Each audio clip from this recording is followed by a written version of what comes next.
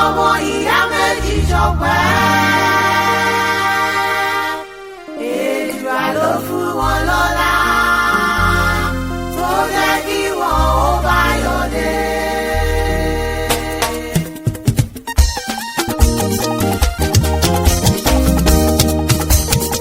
Ẹ ti ṣọdún èyí Ọlọ́run jẹ́ ẹ̀ṣọ́ ọ̀pọ̀lọpọ̀. Ẹ ti ṣọdún èyí Ọlọ́run jẹ́ ẹ̀ṣọ́ ọ̀pọ̀lọpọ̀. Kẹ́ ẹ fọwọ́ pawú ògá tún fèrè ìjọbì o. Ẹ ti ṣọdún èyí Ọlọ́run jẹ́ ẹ̀ṣọ́ ọ̀pọ̀lọpọ̀. Ẹ ṣọdún èyí o. Ẹ ti ṣọdún èyí Ọlọ́run jẹ́ ẹ̀ṣọ́ ọ̀pọ̀lọpọ̀. Kẹ́ ẹ fọwọ́ pawú ògá tún fèrè ìjọbì o. Ó yá gbéra nílẹ̀ gbéra nílẹ̀ ìjọ pẹ́rẹ́ ni. Fúnmi lọ́lá gbéra nílẹ̀ ìjọ pẹ́rẹ́ ni. Káyọ̀dé gbéra nílẹ̀ ìjọ pẹ́rẹ́ ni. Kẹ̀kẹ́ yìí tán kẹ̀jọ pọ̀lọpọ̀ ìjọ pẹ́rẹ́ ni. Inú ọlá òun ìlera ìjọ pẹ́rẹ́ ni. Ó yá gbéra nílẹ̀ ìjọ pẹ́rẹ́ ni. Alámọ̀kẹ́ mo tún dé o.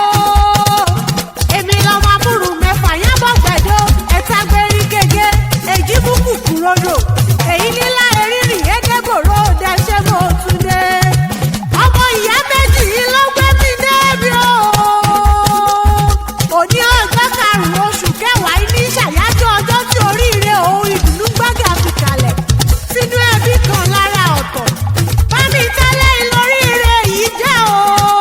Orí Ọlọ́run ló fi fún mi lọ́lá. Òun Báyọ̀dé ta ẹbí òkú ṣe é mi lọ́rẹ̀ láyájọ́ ọjọ́ karùn-ún oṣù kẹwàá ọdún. Mẹ́bí ni mo ṣe ń bá wọn dúpẹ́. Torí ọ̀pọ̀ òjò ló ti rọ̀ sílẹ̀ títí mú láyé bí o. Mélòó mélòó ìjì ló ti jà. Téèdù àwòjẹ́ kó domi inú àgbọn tẹ̀yìn nù ọpẹ́ ìlóye ẹ̀fọ́lú. Fún mi lọ́lá ní bí mo bá ti dúpẹ́ lọ́wọ́ Adárí wálé tán o. Ó ní kí n túbọ̀ dúpẹ́ lọ́wọ́ Adé orí tólúwa ọba fi ṣìkẹ́ṣìkẹ́ òun. Ó ní èjìká tí kò jẹ́ kẹ́wù ó yọbọ́ lọ́rùn òun ni. Ó ní kí n kí i. Ó ní kí n sọ wípé ó kú ìtọ́jú òun pé ó tún kú àtìlẹ́yìn òun ní gbogbo ọjọ́. Bàámi Àjàyí ọmọ ẹgbẹ́jọ dáwọ̀ ni mò ń ké sí o. Àjàyí ògidì olú òlóló nìkan ga àdìpọ̀ òbomi oṣù wẹ́dà. Ẹni Àjàyí gbàgbàgbà tí ó lè gbà tán o. Bébí gúnùgún ìdìbòlúwa rẹ̀. Àjàyí àtúgbẹ̀wà ẹkùn bàbá ọdẹ ẹkùn pákọ̀rọ̀ wọlé. Bébí wọn náà ìlà rówó ṣoge. Wọ́n wá ní ṣàìbá ọdẹ láwọn bàbá rẹ̀. Ọmọ olójúlé lílá ńlá o. Ọmọ àtẹ̀lé ọba bí ọba. Ọmọ ẹlẹ́pà ìṣojú dòdò òròlúgbó èkú odò gbèké irọ́ kí ìbàbà gbà mí là. Ọmọ amórí ẹ̀pà dọ́lẹ̀ kọ́ńdò kọ́kọ́ ìwọ ni mò ń kí o. Ọmọ amórí ẹ̀pà dọ́lẹ̀ kọ́ńdò wùrùwùrù arọ̀. Ọmọ ojú ìbojú lérù. Ọmọ síàsíà bí àádì mẹ́bí wọ̀ ni mò ń ké sí o. Àpàdà sábúrú òní kan òní kan ṣòro lórí aya àti lórí àwọn ọmọ rẹ̀ lórúkọ Jésù Kristi ọba. Fún mi lọ́lá òun Báyọ̀dé ẹ wá mọ́ gbọ́ o. Ẹ wá mọ́ gbọ́ ẹ mọ́ fi gègé lọ́rọ̀ ẹnu mi. Mo fẹ́ bá yín délé bàbá tẹ̀yìn gangan. Bí mo kúrò níbẹ̀ màá tún bá yín délé ìyá ẹ̀yìn. Torí a kì í nílé bàbá ká má máa nílé ìyá o láyé mi. Owó kì í bí ológun ẹrú o. Owó kì í bí oníwọ̀fà ọgbọ̀n. Torí ẹ̀yin lẹ lóní. Òní gangan ní ṣọjọ́ ìbí ẹ̀yin. Ọmọ olóṣè méjì tákọ́tábọ̀ ńlá o. Ọkọ̀ inú gbóyè o. Ọkọ̀ ìlórìkì. Ọmọ àgbá ènìjú dà. Ọmúdà sílẹ̀ gbogbo ẹ̀rù pani. Ọmọ ògùn àrìrọ̀ ẹ̀yìn ni mò ń ké sí o.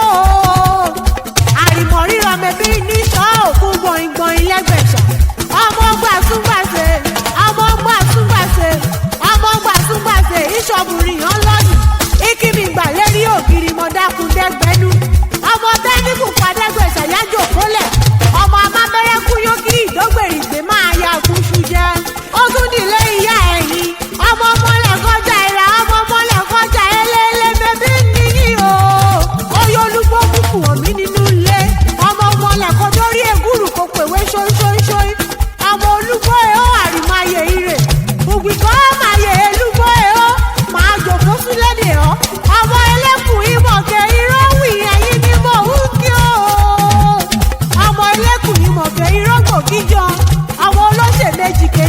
ọ̀gbọ́n ọmọ olóṣèkọ màrí lóyún kẹ̀ ń ṣẹ̀gbẹ́rì gidi ọmọ ọlọ́jà yìí gẹ́gẹ́ búgẹ́ ọmọ ọlọ́jà kan túgbàtúgbà kan túbọ̀bọ̀ délẹ̀ ọ̀run ní ìyáyáta orin bẹbí nílé ìyá àtẹ̀yìn gangan ni ọmọ olúgbó ẹ̀ ó mèkìrè ọ̀rọ̀ gidigidi bẹ́bẹ́rì ni mò ń kí o ọmọ olúgbó ẹ̀ ó mèkúrò ẹran gidigidi bẹ́bí nílé ìyá àtẹ̀yìn ni fún mi lọ́lá ayé gbẹ́jọ́dé òun báyọ̀dé ògún ṣe é ní ẹwọ́n mọ́ gbọ́ o ẹ̀yin olóríire òní ẹ máa fi gègé lọ́rọ̀ ẹnu mi ẹ ti ṣọjọ́ ìbí èyí kò ní jáṣe mọ́ lórúkọ Jésù Kristi ọba torí ọdọọdún ni láṣọkù o ọdọọdún ni kò ṣọgbọ̀n ọdọọdún ni ṣàpẹrúwé ọdọọdún ni mo rù àwà mẹ́bí ọdọọdún ni pèrègùn máṣọ tuntun wálé ayé torí ọmọ ọba tó ní ohun gbogbo níkàwọ́ ilẹ̀ yìí ṣe ọ̀gẹ̀dẹ̀ etí odò kì í